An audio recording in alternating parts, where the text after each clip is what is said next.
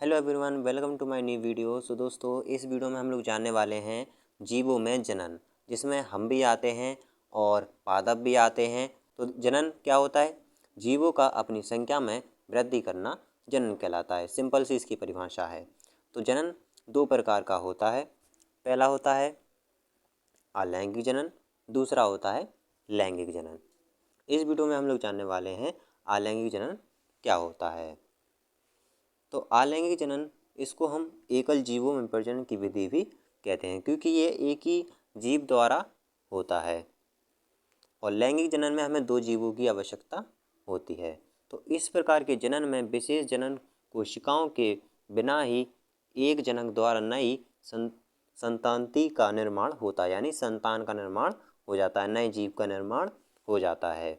इसके फलस्वरूप जिस संतांति का जन्म होता है वह आनुवांशिक रूप से पूरी तरह अपने जनक के समान होता है। निम्नलिखित विधियां हैं। तो अलैंगिक जनन की भी कुछ विधियां हैं। तो इसमें से पहली विधि है तो विखंडन।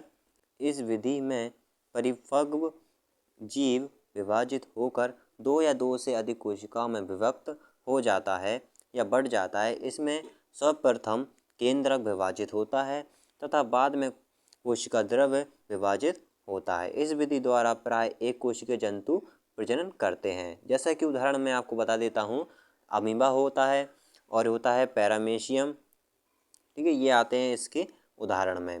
अब जो विखंडन है ये भी दो प्रकार का होता है। इसी के अंतर्गत आता है द्विविखंडन और इसमें आता है एक और बहुखंडन। ठीक है, तो द्विखंडन क्या होता है?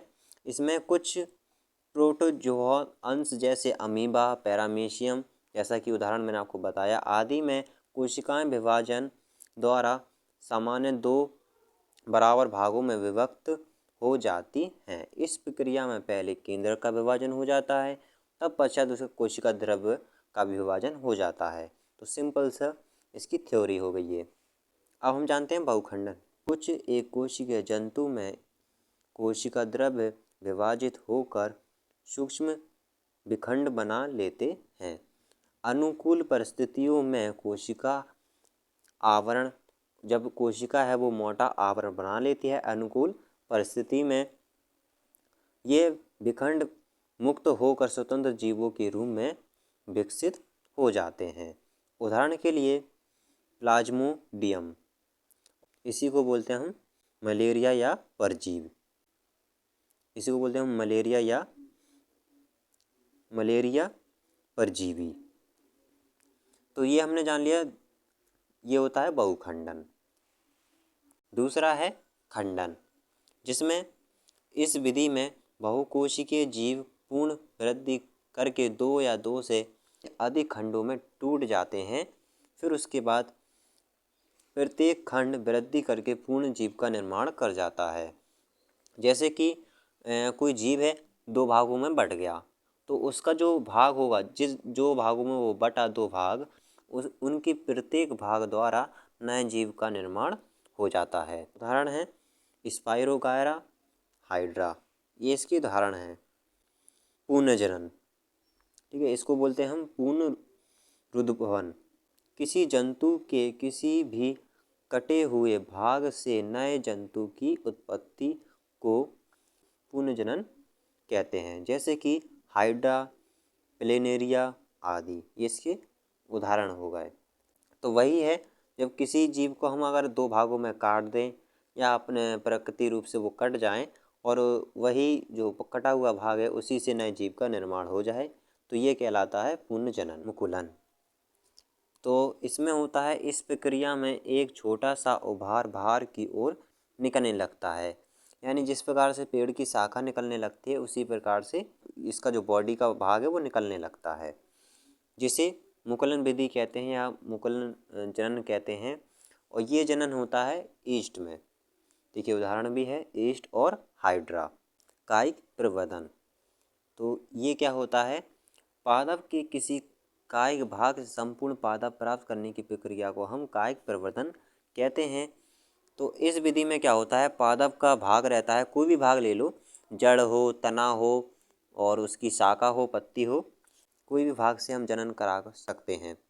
ये जनन प्राकृतिक होता है और कृत्रिम होता है। प्राकृतिक में पादपों में श्वेत होने वाले कायिक प्रवर्धन को प्राकृतिक कायिक प्रवर्धन कहते हैं। जो पौधा होता है वो स्वयं अपने आप ही वृद्धि करने लगता है, वही कहलाता है प्राकृतिक कायिक प्रवर्धन।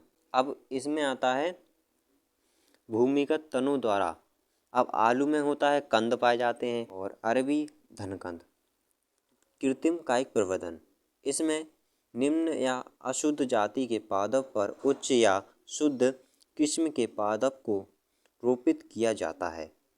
रोपित मीन्स होता है इस तरह किया जाता है या उस लगाया जाता है। तो इसमें जैसे कि गुलाब की कली है वो क्या हो गई है, सूख गई है। तो अगर अच्छा किस्म का होगा वो पौधा तो आप क्या करोगे, कायिक प्रवर्धन करा दोगे यानी जनन करा दोगे इसमें। तो किसी अशुद्ध यानी जो सूखा पौधा है बेकार सा, तो उसमें क्या करते हैं हम किसी अच्छी जाति का जो अच्छा पौधा है उसमें से एक कलम लेंगे और बेकार पौधे में लगा देंगे। तो इससे क्या होगा, वो बेकार पौधा वो वृद्धि करने लगेगा और इसमें अच्छे से फूल आ जाएंगे।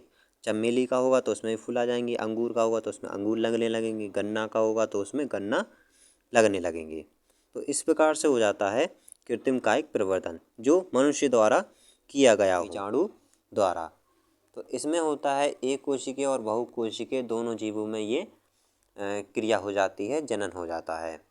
बीजाणु निर्माण में जनक पादप अपने बीजाणुधानी में सैकड़ों प्रजनन इकाइयाँ पैदा करता है जिन्हें बीजाणु कहते हैं।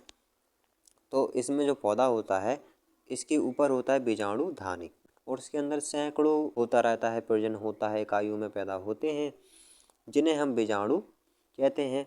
और जब अनुकूल परिस्थिति आती है तब ये बीजाणुधानी फट जाती है, जिससे कि वो इसके अंदर जनन होना था, इकाई होती वो पैदा हो रही थी, वो वायु भूमि भोजन या मृदा पर बिखर जाते हैं और नए पादप को जन्म दे देते हैं।